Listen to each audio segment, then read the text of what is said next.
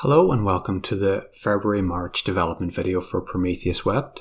This video got delayed because I ended up doing quite a lot of additional coding. Before I begin, I'd like to say that my thoughts are with the people of Ukraine who are enduring much unnecessary suffering as a result of the Russian invasion, and indeed with people like Mariana Ovsyanikova who are risking much to oppose the war. I've donated to a number of organisations and purchased a number of packs whose proceeds are being sent to Ukraine. If you're interested in any of these, I'll provide a link below and in the video. So returning to Prometheus Wept, Act 1 Mission 3, in which you must negotiate a food shipment on behalf of Sunny Pines, is complete. There are two locations, Roston Farm, which you can see here, and an abandoned hunter's camp. So basically, to reduce the price of the shipment, you can raise your relationship with Jim Ralston by helping out with a number of tasks. Now, one of these tasks is to deal with a group of wolves who have been closing in around the farm. So I will trigger that. And effectively they're saying that, we don't have enough guns or skilled fighters to take on the wolves. You offer to help them out. And this is another one of the things I've just coded in. It's the ability to upgrade a piece of equipment through the dialogue system. So you can look at Red's rifle here. You can improve it. So when he joins your party, he will be more effective. His gun will have a greater chance to hit and critical chance. So now I'm going to go ahead and move after the wolves. So Red now joins you as a temporary ally. That's another area I've worked on a little bit. Previously, temporary allies would always get up after being knocked out in combat, but now certain temporary allies, such as Red, if they will die after they've been incapacitated X number of times. And in Red's case, you can the second time he's incapacitated, he's dead, and he's removed from the game completely. Now there are several increasingly difficult fights on this map.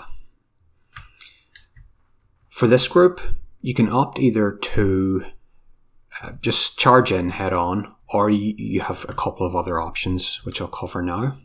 So the first thing, when you move forward into the map, you'll get an opportunity to encourage your allies. So this is based on your leadership skill, and if you manage to pass this check, your allies will be encouraged for the next fight, and this will give them extra damage, threshold, and action points. So, as I said, we can fight those wolves directly, or we can look at this part of the palisade which is rotting. And if you have sufficient prowess stat or engineering skill, you'll be able to tear it down, making a path in behind the wolves.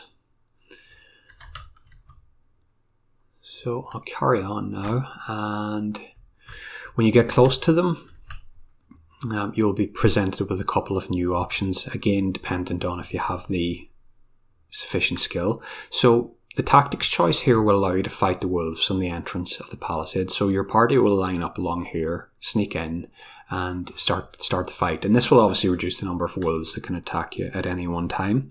The second option is to throw a Molotov at the unsuspecting wolves.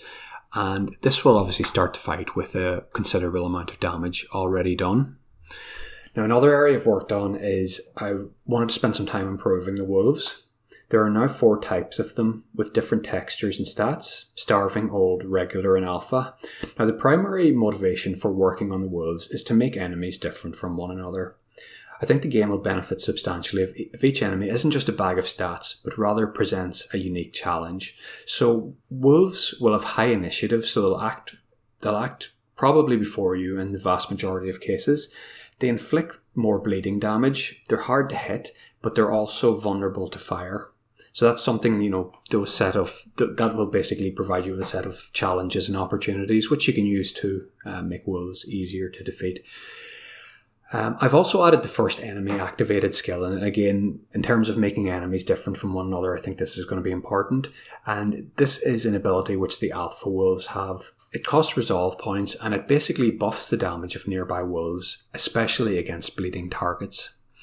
Now, a few other areas I've worked on, I've reworked the code for saving characters, so this will make it more robust and less likely to invalidate save games in future updates. I've improved the code for managing conversations. So this means previously conversations were triggered only when the player entered a collider. As you would have seen with that leadership check, there's basically an object in the map. You walk into that, it starts the conversation. So what I've done now is I've added in code to allow you to click on characters to start conversations, and those conversations can also be changed and saved. So that was a necessary improvement that needed to be made. I've added a relationship system. Each character's attitude towards the player is determined by 2 factors: their faction's attitude towards the player and their personal attitude towards the player. I've also created improved, likely final versions of the models for the Sunny Pines Militia and Rebels. I have also designed and written a first draft for Act 1 Mission 4. Now, this is a bigger mission again. Act 1 Mission 3 is definitely bigger than 2, and 4 will be bigger than 3.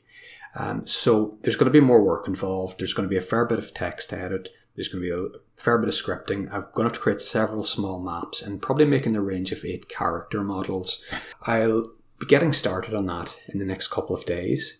And I'll check in again in around a month to let you know how things are going. And if you have any questions, please do let me know.